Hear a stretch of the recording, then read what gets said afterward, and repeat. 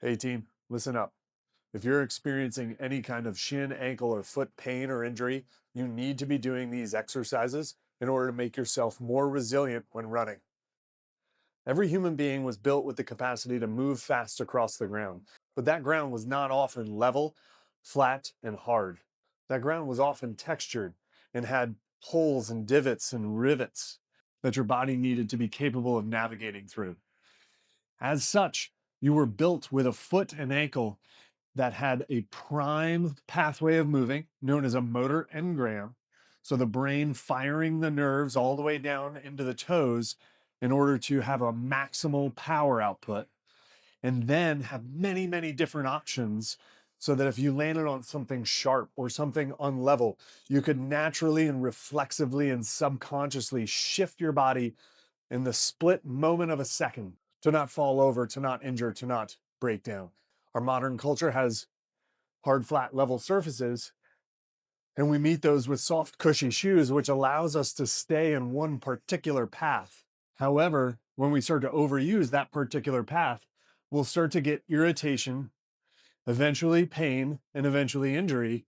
But what we need to understand is that that path is then guiding us to open up and utilize all of the other pathways. And this shuttle exercise is going to help you learn how to open up those new pathways. And the pain that you're experiencing is going to guide you on how to do that. So these shuttles, done for many different distances, many different repetition ranges, in many different time periods, sometimes moving towards as fast as we can, and sometimes going for longer periods of time, are necessary component in your exercise program. This is because the acceleration phase, the top speed phase, the deceleration or slowing down phase, the stopping phase, the change of direction and the repetition starts to open up all of the different directions of the toes, the midfoot, the ankle, and the shin. And when you start to open up all of those different pathways, it mimics what is meant to happen when you're running in unlevel surfaces. Now, the architecture of the foot is that you have this flat shin bone right here. This is known as the tibia. Then out here, buried in this muscle group, is a thinner bone called the fibula. Now, the front of the fibula and tibia here have muscles that come down across the top of the foot. One of those attaches right here. Some others go out to the toes. And what they do is they lift the foot this way. And so then, after lifting the foot that way, they slow the foot as it drops down this direction. Now, as that's occurring, the shin and then the tibia start to rotate against each other. Okay, so we have muscles on the front side here that go across the top. They lift this direction and they slow in that direction. Then we have some muscles on the outside of the tibia here that come around the back of the ankle bone, and they wrap around to the outside edge of the foot and around to the underside of the foot. And so what they do is they point and evert, they push out this way and they slow you going in this direction. And so the function of those two start to rotate that fibula back and forth as they work like a pulley system. Then deep along the back side of that flat shin bone there is another muscle group that comes around the inside. And as it comes around the inside, it attaches the inside of the ankle here, and then other muscles continue on and attach on the toes. And so these long ones start to curl the toes and point the ankle as well. So we've got some muscles out here that point the ankle and turn it out this way. We've got some muscles here that point the ankle and turn it out this way. And then we've got some muscles on the top side that lift the ankle and turn it this way. Now, motor engrams are the way your brain fires your musculature. It's what allows you to move and walk in ways that look like a human being and not like a chimpanzee and not like a zebra. And so we have this kind of natural pattern that we're born with. But then from that natural pattern, we also have lots of ways to deviate away from that pattern to keep us strong, safe, and stable over time. Now, that motor engram is that we touch the front foot first, the rest of the foot lands, and then as we absorb, the heel comes off and we push off the toes. Because we have such small bones and muscles in the front of the foot, and we have just one big hunk of a muscle in the heel, that means we have more options through the front of the foot and fewer options through the heel. So if we're walking out in nature and we were to put our toe down and something sharp or unsteady was under the ball of the foot where we made contact, our body would reflexively change what we were doing in order to shift weight off of that, in order to stabilize the unsteadiness and shift weight off of the sharp object so we don't cut the bottom of the foot. And so we can put the foot down, we can go farther to the outside, we can go more to the inside, or we can take the weight off very quickly and shift it to the other side. However, if we were to put the heel down first, there's no options. It's the heel straight down because there aren't small muscles figuring out which orientation it needs to do. And so we don't have a natural mechanism to put the heel down. Only in our modern culture, when we have chunky heeled shoes, do we then start to put the heel down first. And so in nature and natural part of our engram development is that the front of the foot touches first. Now, when we're doing shuttles and we're coming into the turn, we'll start that turn ahead of time. This is the quickest way in order to change direction, is to start the turn with the deceleration and then come out the other direction. Now, starting that turn, we can turn to the right and then accelerate back out, or we can come in and we can turn to the left and then come back out. Now, what I want you to notice is that as the foot comes down, if I'm turning to the right, the deceleration pattern means I touch the outside of the foot, then the inside of the foot, and then I push off. And as the left leg is coming in, still turning to the right, it's the inside of the foot, then the outside of the foot, and then a push off. And so that natural pattern means it's outside of the right foot, inside of the left foot, outside, inside, change direction, go. But if I turn the other way, it's the opposite. It's the outside of the left foot, inside of the right foot, outside, inside, change direction, go. And so we have two major options in the shuttle of how to change direction. Each of those is going to load the foot in an opposite way.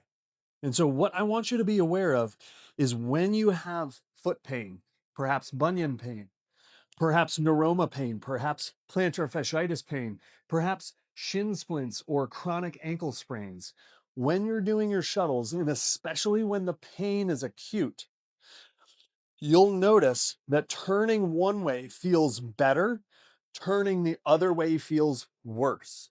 And what I want you to do, as you're turning the way that feels better, you're going to develop that pathway more, because your pain is because you naturally, throughout your life, have turned in that direction more.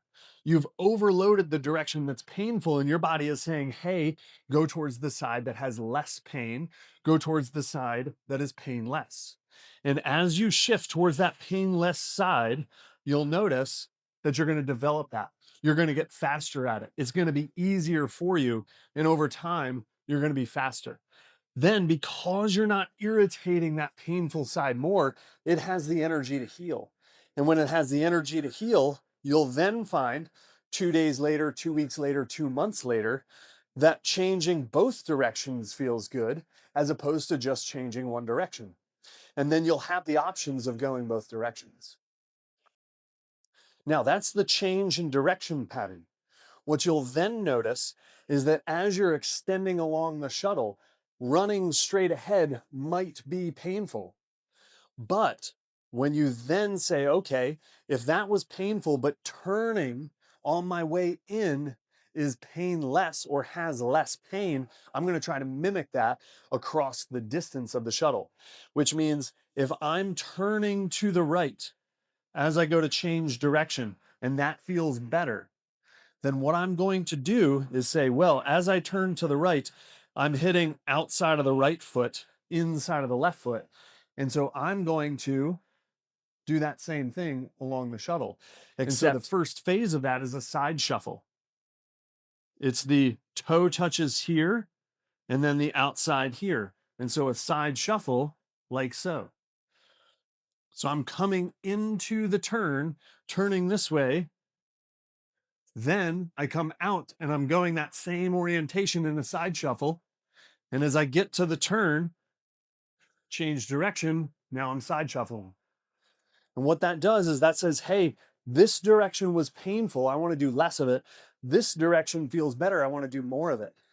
And it ends up loading the correct orientation of big toe to little toe, correct orientation of toes to heel, correct orientation of push off by orienting in that direction.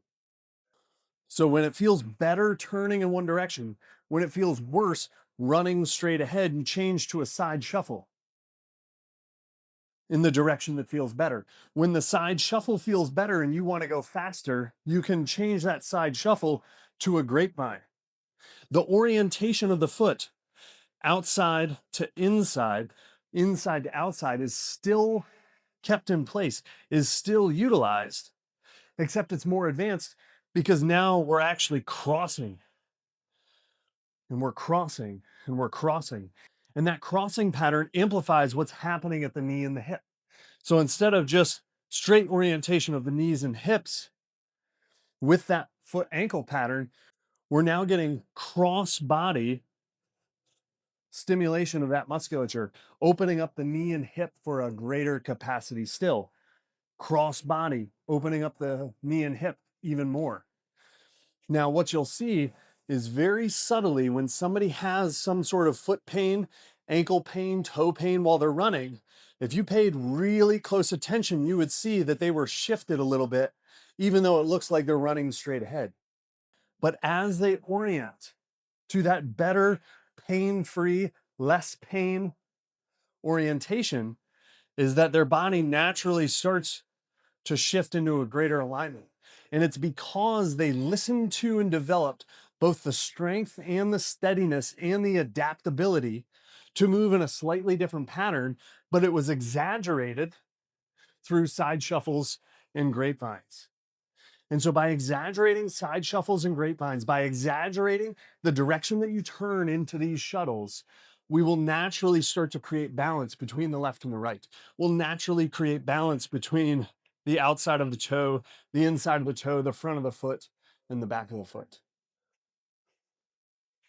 And so to tie that all together, as I'm oriented this way, I've got that deceleration. So the deep shin musculature on the back side of the shin has to lengthen in the deceleration. Then the front side has to shorten in that deceleration. And then on this one, as this foot comes across, this has to lengthen while this has to shorten in the deceleration. So we're utilizing the same musculature in opposite ways, even though we're using the lower leg. So we're using the lower leg, but we're utilizing that muscle group in opposite directions. And when we utilize those muscle groups in opposite directions on the slowdown, we get stronger in opposite directions. And so as we're naturally walking throughout life, if we don't have balance between those two directions, our body will listen. It'll say, hey, this is what we want to do, but the tired muscles will give up. The tired muscles will shift. Your body will naturally say, well, this side is tired, so let's go this way. And then as we're going that way more and more, we wear out that one pattern, then we get pain. And so what we need to do is listen to the pain, redirect, and then start to utilize the other pattern more. And as we listen to that other pattern more, we turn in the direction on our shuttles in a way that feels better. We do the side shuffle into the grapevine in ways that feel better. We naturally balance out the musculature around that foot and ankle. And as it balances out, we don't have to think about it all the time. We just feel, oh, I feel better. I'm going to run faster. All right, team. So you need to be utilizing shuttles. You need to listen when the pain is there and reorient the direction that you go into the turns and reorient the direction that you move through the fast parts in order to help your body balance out that lower leg shin musculature. Run fast, walk easy, steady onward.